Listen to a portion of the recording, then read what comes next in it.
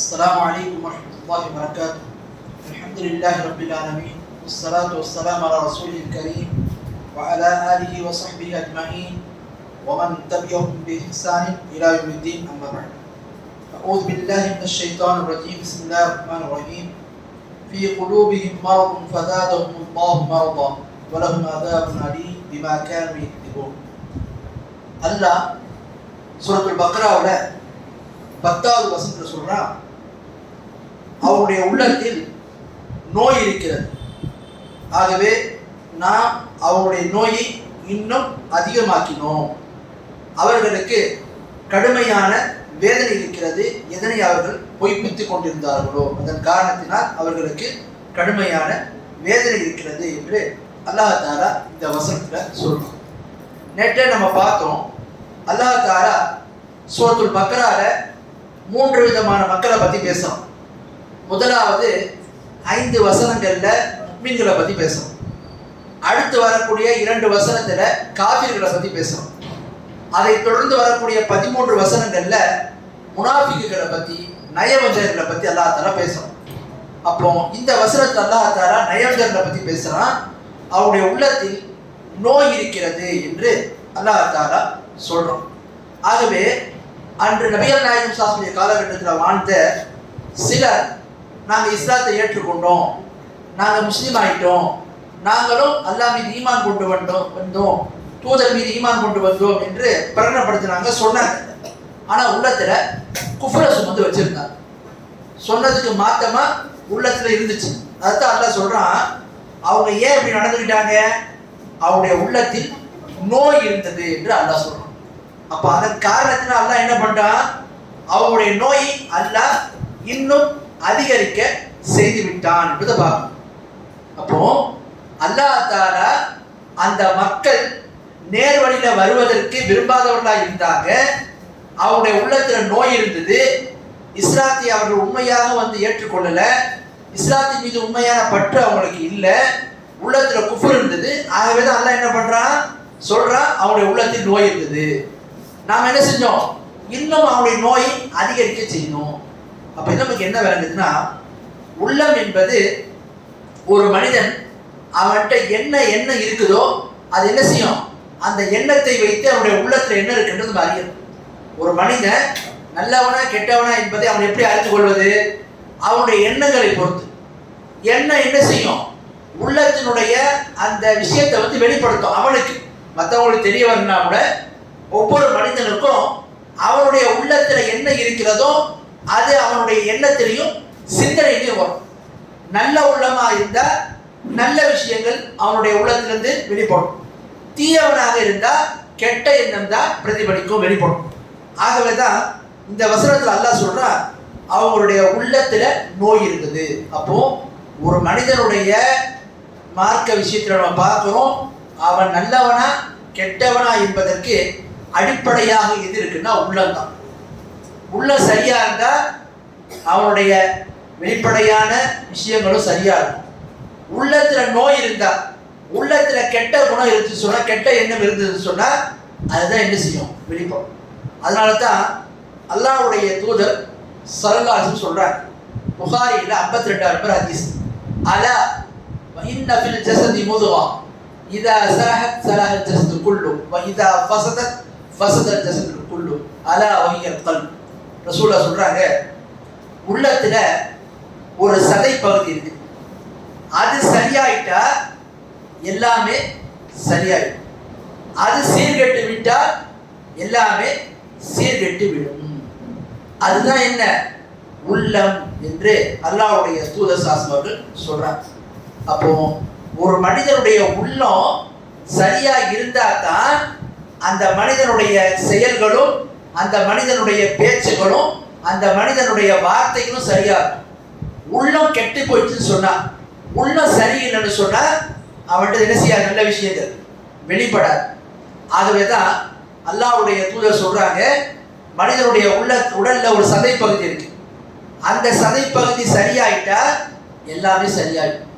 அது சீர்கெட்டு போனா எல்லாமே சீர்கெட்டு போயிடும். அதுதான் என்ன, உள்ளம். இதை விட்டு ரசூலுல்லாஹ் சொல்றாங்க. அப்போ ஒரு மனிதன் தன்னுடைய உள்ளம் தொடர்பான விஷயத்தில் ரொம்ப ரொம்ப அக்கறை செலுத்தணும். அதனாலதான் அல்லாஹ் குர்ஆன்ல சொல்றான், கத் அஃப்லஹ மன் ஸக்காஹா வ கத் காப மன் தஸ்ஸாஹா. யார் ஒருவர் தன்னுடைய உள்ளத்தை தூய்மைப்படுத்தினாரோ பரிசுத்தப்படுத்தினாரோ அவர் வெற்றி பெற்று விட்டார். யார் தன்னுடைய உள்ளத்தை பாவத்தை கொண்டு கலங்கப்படுத்தினாரோ அவர் தோல்வி அடைந்து விட்டார் என்று அல்லாஹ்வும் தெரியப்படுத்துறான். அப்போ உள்ளம் சரியானதாக இருக்க வேண்டும். அதனால தான் அன்று ரசூலா காலத்துல வாழ்ந்த அந்த முனாஃபிக்குகள் அவருடைய உள்ளம் சீர்கெட்டு போயிருந்தது. அவங்களுடைய உள்ளம் நல்ல உள்ளம் கிடையாது. அதனால தான் ரசூல்லாவை பார்த்து கூட, அவங்களுக்கு கிடைத்த வெற்றியை பார்த்து கூட, அல்லாஹ்வுடைய உதவி ரசூல்லாவுக்கும் சஹாபாக்களுக்கும் கிடைப்பதை பார்த்து கூட அவங்க ஏத்துக்கல. இஸ்லாத்தின் மீது அவங்களோட உறுதி வரல. காரணம் என்ன? அந்த உள்ளத்துல நோய் இருக்கு. அதுதான் சொல்றான். அப்ப எப்போ அந்த உள்ளத்துல நோய் இருந்ததோ அல்லாஹ் என்ன பண்றாத இன்னும் அதிகப்படுத்திட்டான். அவ்வளவு அதாபுன் அலீம். அல்லாஹ் சொல்றான், அந்த முனாஃபிக்குகளுக்கு, அந்த உள்ளம் சீர்கெட்டு போனவங்களுக்கு கடுமையான வேதனை இருக்கிறது என்று அல்லாஹ் தஆலா சொல்றான். பொதுவாகவே நம்ம நேற்று கூட சொன்னோம், காஃபிர்களை விட இந்த முனாஃபிக்குகள் ரொம்ப ரொம்ப அசுத்தமானவங்க. ஏன்? காஃபிர்களை பொறுத்த வரைக்கும் வெளிப்படையான விரோதியா இருக்கும். இவன் என்ன துரோகியா இருக்கும். முஸ்லிம்களோடவே இருந்து கொண்டு முஸ்லிம் மாதிரியே நடித்து கொண்டு என்ன செய்வான்? இஸ்லாத்துக்கு எதிராக இருக்கும், முஸ்லிம்களுக்கு எதிராக செயல்படும். ஆகவே தான் இப்படிப்பட்ட மக்களுக்கு கடுமையான வேதனை இருக்கிறது என்று அல்லாஹ் தஆலா சொல்றான். சரி, இந்த வேதனை அல்லாஹ் ஏன் அவங்களுக்கு கொடுக்குறான்? பிமா கானூ யக்ஸிபூன், அவர்கள் பொய்ப்பித்ததின் காரணத்தினால் அல்லாஹ் தஆலா சொல்றான். அப்ப அந்த வேதனை அல்லாஹ் ஏன் அவங்களுக்கு கொடுக்குறான்? அவர்கள் பொய்ப்பித்ததின் காரணத்தினால் என்று அல்லாஹ் தெரியப்படுத்துறான். அப்ப பொய்ப்பிக்கிறதுனா என்ன? ஒண்ணு, அவர்கள் நேரடியாகவே என்ன செஞ்சாங்க? அல்லாஹ்வையும் தூதரையும் ஏற்றுக்கொள்ளாதனால மறுத்தவர்களாக பொய்ப்பித்தார். எப்படி? நாங்கள் இவரை நம்ப மாட்டோம் என்று, இது உண்மை இல்லை, இதை பொய் என்று நாங்கள் நினைக்கிறோம் சொன்னாங்க. அப்போ காஃபிர்கள் முனாஃபிக்குகளை பொறுத்த வரைக்கும் அதை பொய்ப்பித்து என்ன செய்தார்கள்? மறுத்தார்கள் அப்படின்றத நாம பார்க்கணும். இந்த வசனத்திலிருந்து பாருங்க, நம்ம சில விஷயங்களை விளங்கலாம். என்ன? முதலாவது விஷயம், அல்லாஹ் தஆலா அந்த மக்களை பத்தி சொல்றாங்க, முனாஃபிக்குகளை பத்தி, அவங்களுடைய உள்ளத்தில் நோய் இருந்தது, நாம இன்னும் அதை அதிகரிக்க செய்தோம் அல்லாஹ் தஆலா சொல்றோம். அப்ப என்ன விளைஞ்சது? அவங்க இவ்வாறு தடிகட்டு போனதுக்கும் தவறான பாதையில போனதுக்கும் அவர்கள் நரகத்துக்குரிய ஆகிறதுக்கு காரணம் யார்? அவங்க தான். ஏன்? அவருடைய உள்ளத்துல நோய் இருந்தது. அல்லாஹ் என்ன பண்றாங்க? அதிகப்படுத்தினான். அதுதான் அல்லாஹ் குர்ஆன்ல சொல்றான் பாருங்க, 63வது அத்தியாயத்துல 3வது வசனத்துல, ذَلِكَ بِأَنَّهُمْ آمَنُوا ثُمَّ كَفَرُوا فَطُبِعَ عَلَى قُلُوبِهِمْ فَهُمْ لَا يَفْقَهُونَ. அவர்கள் ஈமான் கொண்டார்கள், ஈமான் கொண்டதுக்கு அப்புறம் நிராகரிச்சிட்டார்கள். ஆகவே நாங்கள் என்ன பண்ணோம்? அல்லாஹ் சொல்றான், அவருடைய உள்ளத்தில் நாம் சீல் வைத்து விட்டோம், எனவே அவங்க விளங்க மாட்டாங்க என்று அல்லாஹ் தஆலா சொல்றோம். அப்ப நமக்கு என்ன விளங்குன்னு சொன்னா, ஒரு மனிதனுடைய உள்ளத்தில் நல்ல எண்ணம் இல்லைன்னு சொன்னா, தீய எண்ணம் இருக்குன்னு சொன்னா, கெட்ட எண்ணம் இருக்குன்னு சொன்னா, அவனோட உள்ளமே சரியில்லை என்று சொன்னால் அப்படிப்பட்ட மனிதன் என்ன பண்ண முடியாது? நேர்வழியில உறுதியாக இருக்க முடியாது. அதான் பாருங்க, அல்லாஹ் தஆலா குர்ஆன்ல சொல்றான், 61வது அத்தியாயத்துல 5வது வசனத்துல, ஃபலம்மா ஸாகு அஸாக அல்லாஹு குலூபஹும், எப்போது அவர்கள் நேர்வழியை விட்டு சருகினார்களோ அல்லாஹ்வும் அவருடைய உள்ளத்தை நேர்வழியை விட்டு சருக செய்து விட்டான். அப்ப எந்த உள்ளம் நேர்வழியை விரும்பாதோ, சரியான பாதையை தேர்ந்தெடுப்பதை விரும்பாதோ, இந்த மார்க்கத்தை விரும்பாதோ, மறுமையில வெற்றியை விரும்பாதோ, அப்படிப்பட்ட உள்ளத்தை பொறுத்த வரைக்கும் அல்லாஹ் என்ன செய்ய மாட்டான்? அதுக்கு நேர்வழியை தரமாட்டான். ஆகவேதான் அல்லாஹ் அந்த மக்களுடைய உள்ளம், அவர்களுடைய உள்ளத்திலே நோய் இருந்ததுனால தான் அல்லாஹ் என்ன பண்றாங்க? இன்னும் அதிகரிக்க செய்ததா சொல்றோம். அடுத்து பாருங்க, இங்க நம்ம இன்னொரு விஷயத்தை விளங்கலாம்.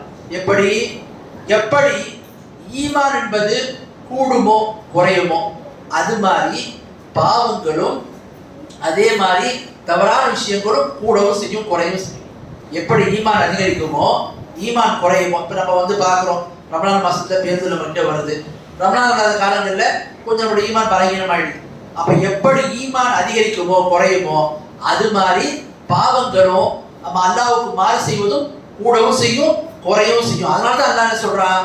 அவருடைய உள்ளத்தில் நோய் இருந்தது, நாம இன்னும் அதிகரிக்க செய்தோம் அல்லாஹ் தஆலா சொல்றோம்.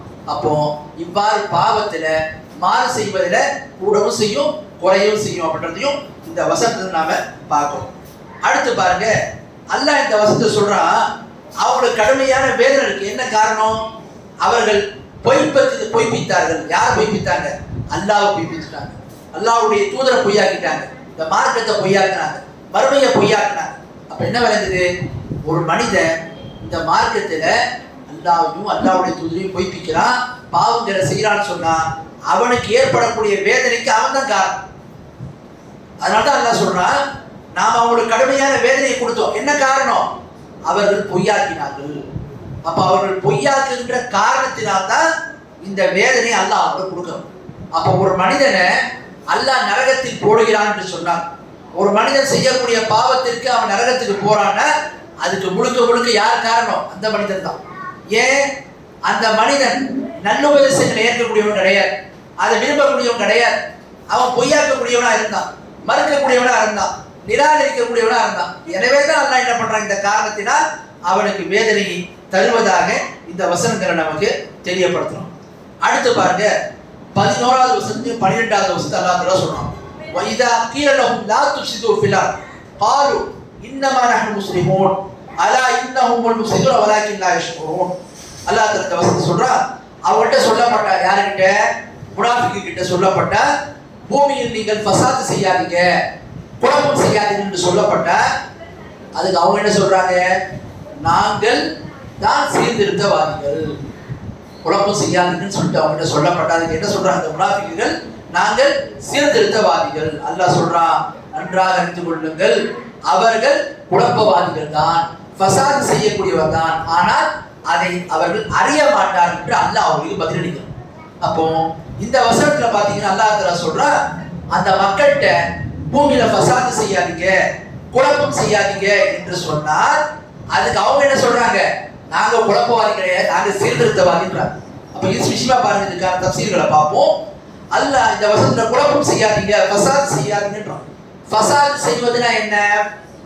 இந்த பூமியில ஃபசாத் செய்வது என்று சொன்னால் பாவங்களை செய்வது, அல்லாஹ்வுடைய கட்டளைகளை மீறுவது, அல்லாஹ்வுக்கு மாறு செய்வது, இதுதான் ஃபசாத். இதைத்தான் அல்லாஹ் குர்ஆன்ல சூரத்துர் ரூம் 30வது அத்தியாயத்துல 41வது வசனத்தை சொல்றான். ظهر الفساد في البر والبحر بما كسبت ايدي الناس ليذيقهم بعض الذي عملوا لعلهم يرجعون. மனிதர்கள் சம்பாதித்த பாவத்தின் காரணத்தினால், மனிதர்கள் செய்கின்ற பாவத்தின் காரணத்தினால் நீரிலும் நிலப்பரப்பிலும் ஃபசாத், குழப்பம் தோன்றிவிட்டது. எனவே அவர்களுக்கு சுவைக்க செய்வதற்காக வேண்டி அல்லாஹ் என்ன பண்றான்? இது போன்ற குழப்பங்களை ஏற்படுத்துகிறான் என்று சொல்லி அல்லாஹ் தஆலா சொல்றான். அப்போ இந்த இடத்துல ஃபசாத் செய்வதுனா என்ன? பூமியில் ஃபசாத் செய்வதுன்னு சொன்னா அல்லாஹ்வுக்கு மாறு செய்வது. எப்படி? பூமியில என்ன? இது ரெண்டு அர்த்தம் கொடுக்கப்பட்டிருக்கு. ஒண்ணு என்ன? பூமின்னு சொன்னா டைரக்டா பூமியிலேயே ஒரு அர்த்தம். ரெண்டாவது அர்த்தம் என்ன? பூமியில் என்று சொன்னா பூமியில வாழக்கூடிய மக்கள் மத்தியில ஃபசாத் செய்யும். அப்ப பூமியில ஃபசாத் செய்வது ரெண்டு அர்த்தம். ஒண்ணு பூமியிலே ஃபசாத் செய்யுது, ரெண்டாவது பூமியில் வாழக்கூடிய மக்கள் மத்தியில ஃபசாத் செய்யும். ரெண்டுத்துக்கான விளக்கத்தை பாரு. பூமியில ஃபசாத் செய்வதுனா எப்படி? பூமியில ஃபசாத் செய்வது சொன்னா ஒரு மனிதன் பாவங்கள் செய்கின்ற காரணத்தினால, பாவங்களில் ஈடுபடுவதன் காரணத்தினால அல்லாஹ் என்ன பண்றான்? மனிதர்கள் செய்கின்ற இவ்வாறு பாவங்கள் பெருகிவிடும் போது அவர்களுக்கு கிடைக்கக்கூடிய சில நன்மைகளை அல்லாஹ் தடுக்கணும். எப்படி? பூமியில் இந்த மக்களுக்காக புரிய வைக்கக்கூடிய மலையை சிலர் செய்யக்கூடிய பாவத்தின் காரணத்தில் அல்லாஹ் தடுத்துடும்.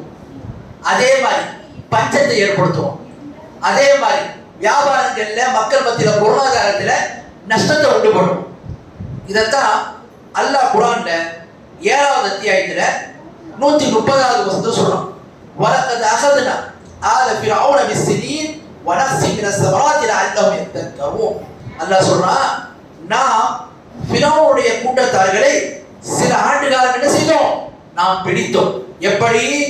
அவங்களுடைய கனி வகைகள், அந்த பல வகைகள் நாம் என்ன செய்தோம்? சேதாரத்தை ஏற்படுத்தி நாம் அவர்களை பிடித்தோம். இதுக்காக வேண்டி இதிலிருந்து அவங்க படிப்பினையை பெறணும். அப்ப அல்லாஹ் என்ன சொல்றான் அந்த வசனத்துல? ஃபிரௌனுடைய கூட்டத்தார்களை, அவருடைய சமூகத்தை நாம இவ்வாறு பஞ்சத்தை கொண்டு சோதித்தோம் அல்லாஹ் தஆலா சொல்றோம். அப்போ இந்த உலகத்துல ஒரு மனிதனுக்கு ஏற்படக்கூடிய சோதனைகள் எப்படி இருக்கும்? பூமியில அந்த பூமியில ஏற்படக்கூடிய பஞ்சமா இருக்கட்டும், மழை இல்லாமல் ஆவதா இருக்கட்டும், பொருளாதாரத்துடைய இழப்புகளா இருக்கட்டும், அல்லது பூகம்பங்கள் போன்ற பெரிய இயற்கை விஷயங்கள், அதாவது அல்லாஹ் தரக்கூடிய தண்டனைகளா இருக்கட்டும், இதெல்லாம் என்ன? ஒரு மனிதன் அவன் செய்யக்கூடிய பூமியில ஃபசாத், குழப்பத்தினால் ஏற்படக்கூடியது. அதான் ரசூலுல்லாஹ் சொன்னாங்க பாருங்க, புகாரில் வரக்கூடிய ஹதீஸ்.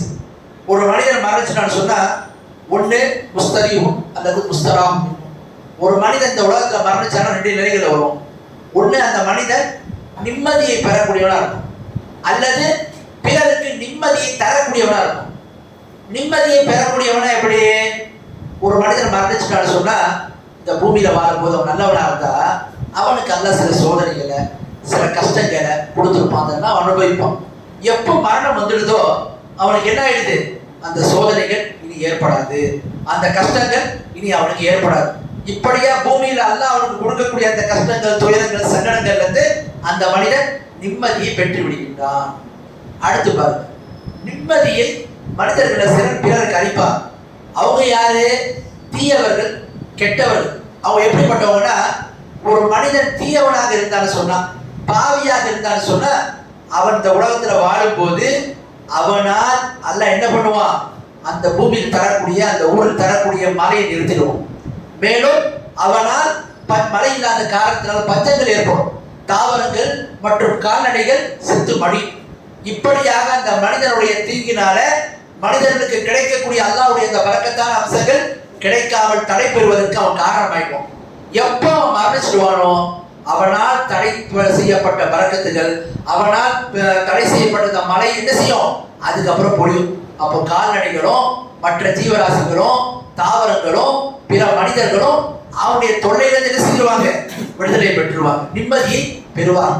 அதான் ரசூலுல்லாஹ் சொல்றாங்க, ஒரு மனிதன் ஒரு நிம்மதியை கொடுக்கக்கூடியவனா இருப்பான், நிம்மதியை பெறக்கூடியவனா இருப்பான், அல்லது பிறருக்கு நிம்மதியை தரக்கூடியவனா இருப்பான். அப்போ கெட்டவனா இருந்தா பிறருக்கு நிம்மதியை தரணும், நல்லவனா இருந்தா இந்த பூமியுடைய சிரமங்கள் இருந்து அவன் நிம்மதியை பெறுகிறான் என்று அல்லாஹ்வுடைய தூதர் சாசனம் சொன்னாங்க.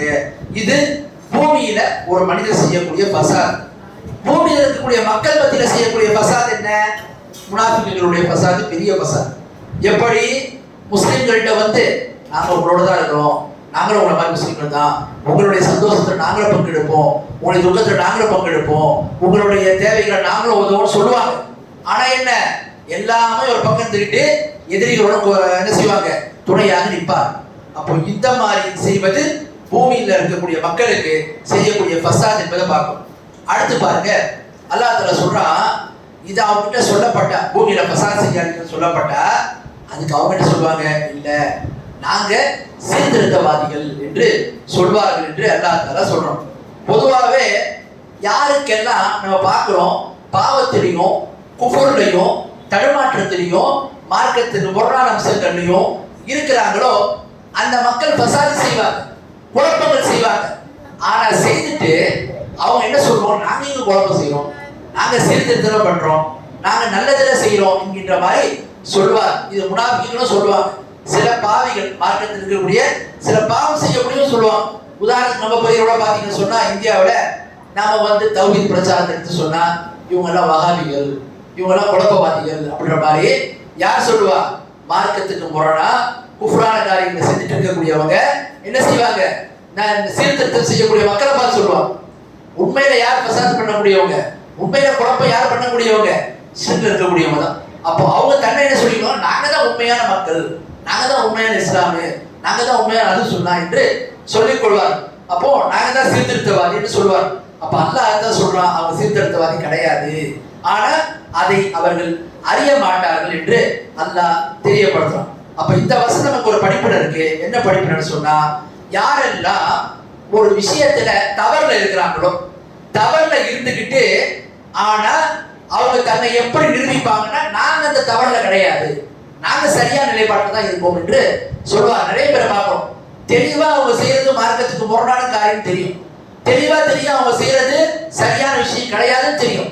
ஆனால் அவங்க உணர்த்தப்பட்ட நாங்க செய்யறது சரிதான் என்று அவர்கள் வாதாடுவார். இவங்களை பத்தி தான் அல்லாஹ் குர்ஆன்ல சொல்றான். 36வது அத்தியாயத்துல 8வது வசனத்துல, அஃபமன் சுக்கிரலஹு சூஅ அமலிஹி ஃபரஆஹு அஹ்ஸன் ஃபஇன்னல்லாஹ யுதில்லு மன் யஷா வ யஹ்தி மன் யஷா. அல்லாஹ் சொல்றான், எவர்களுடைய அமல்கள் தீயதாக இருக்குமோ அந்த தீய அமல்கள் அவங்க என்ன செய்யப்பட்டோம், அவர்களுக்கு அழகானதாக அவங்களுக்கு காட்டப்பட்டுவிடும். அவங்க எப்படி பார்ப்பாங்க, அதை நல்லதாக பார்ப்பார்கள், அதை சரியானதாக பார்ப்பார்கள் என்று அல்லாஹ் சொல்லிட்டு சொல்றான். அல்லாஹ் யாருக்கு நாடுகின்றானோ அவர்களை வழிகெடுத்து விடுகின்றான், யாருக்கு நாடுகின்றானோ அவர்களுக்கு நேர்வழியை தருகிறான். அப்ப யாருடைய அமல் தீயதாக இருக்குமோ அவங்க எப்படி பார்ப்பாங்க, அந்த தீயதான அமலை அவங்களுக்கு எப்படி அது காட்டப்படும், நல்லது மாதிரி அவங்க பார்ப்பாங்க. ஷைத்தான் அந்த மாதிரி காட்டணும். நிறைய பேர் பார்க்கிறோம், தெளிவா ஷிர்க் செய்யறாங்க, தெளிவா பிதாத்து செய்யறாங்க, தெளிவா மார்க்கத்துக்கு முரணா பண்றாங்க, தெளிவா தெரியுது இவங்க செய்து ஃபசாதுன்னு சொல்லி எடுத்து சொல்லப்பட்டா, இல்லையே நாங்க அப்படி கிடையாது, நாங்க சீர்திருத்தவாதிகள், நாங்க நல்ல மக்கள் என்று தங்களை தாங்களே அவங்க என்ன செய்வாங்க சொல்லி நாங்க தங்களை தூய்மைப்படுத்திக் கொள்வாங்க. அதான் அல்லாஹ் சொல்றான், என்ன பண்றோம், யாருடைய அமல் தீயதாக இருக்குமோ கெட்டதாக இருக்குமோ அவங்க செயலை எப்படி அழகுபடுத்தி காட்டணும், அவங்க எப்படி பார்ப்பாங்கன்னா இது நம்ம நல்லது மாதிரி செய்யறோம்னு சொல்லி நினைப்பாங்க. அதான் அல்லாஹ் சொல்றான், அல்லாஹ் நாடியவங்களை வழிகெடுக்கிறான், நாடியவங்களுக்கு நேர்வழியை தர்றான் என்று சொல்லிவிட்டு அல்லாஹ் கடைசியில சொல்றான், வராகின் லா யஷ்குரூன், ஆனா இதை அவர்கள் உணர மாட்டார்கள் என்று அல்லாஹ் தெரியப்படுத்துறான். பார்த்தா நம்ம பார்க்கிறோம், எத்தனையோ மக்களுக்கு மார்க்கத்துல அவர்கள் செய்வது மார்க்கத்துக்கு முரணான காரியம், தெளிவான குஃப்ரு, தெளிவான ஷிர்க், தெளிவான பிதாத் என்று சொல்லப்பட்டாலும் அவங்க என்ன செய்வாங்க, இல்லையே நாங்க கரெக்டாக தானே இருக்கிறோம், நாங்க கரெக்டான கொள்கையில தான் இருக்கிறோம், நாங்க சரியான நிலைப்பாட்டு தான் இருக்கிறோம், நாங்க சொல்றதுதான் சரி, நாங்க தான் சீர்திருத்தவாதி என்று தங்களை தாங்களே தூய்மைப்படுத்திக் கொள்ளும். அப்ப இது என்ன அர்த்தம், இதுவும் அல்லாஹ்வின் புறத்திலிருந்து அவங்களுக்கு ஒரு சோதனை. என்ன சோதனை, அவங்க செய்யக்கூடிய அந்த பாவமானது, அந்த தீங்கானது அவங்களுக்கு என்ன தெரியுது, நன்மை மாதிரி தெரியுது. அதுதான் அல்லாஹ் சொல்றான், அல்லாஹ் நாடியவங்களுக்கு நேர்வழியை தர்றான், நாடியவங்களை வழிகெடுத்து விடுவதாக இந்த வசனங்கள்ல தெரியப்படுத்துறான். ஆக இந்த வசனங்கள்ல முனாஃபிக்குகளுக்கு ஏற்படக்கூடிய நிலையையும் அந்த நிலையை அறியாத அளவுக்கு அவங்க என்னவா இருக்கிறாங்க, பாவத்துல சிக்கியிருப்பதை இந்த வசனங்கள் அல்லாஹ் தஆலா நமக்கு தெரியப்படுத்துறான். நம்ம எந்த விஷயம் சொன்னோமோ அது சரியான முறை புரிவதற்கு அல்லாஹ் நம் அனைவருக்கும் அருள் புரிவானாக. வஆஹிரு தஅவானா அல்ஹம்துலில்லாஹி ரப்பில் ஆலமீன்.